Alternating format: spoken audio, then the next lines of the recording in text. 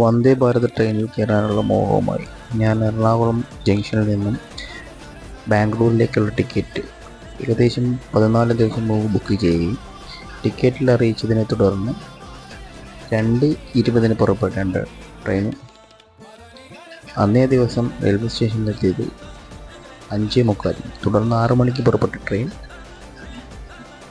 എന്തെന്ന് അറിയത്തില്ല, ഒരുപാട് ലേറ്റായി ബാംഗ്ലൂരിലേക്ക് പോയൊരു കഥയാണ്.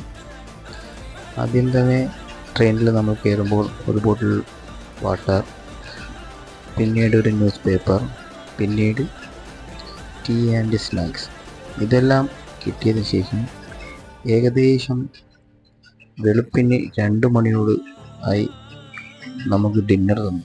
എന്തുകൊണ്ടാണെന്ന് അറിയത്തില്ല, ഒരുപാട് യാത്രക്കാർ ബഹളം ഉണ്ടാക്കുന്നതിലും എന്തായാലും 5 മണിക്ക് ബാംഗ്ലൂരിലെത്തി.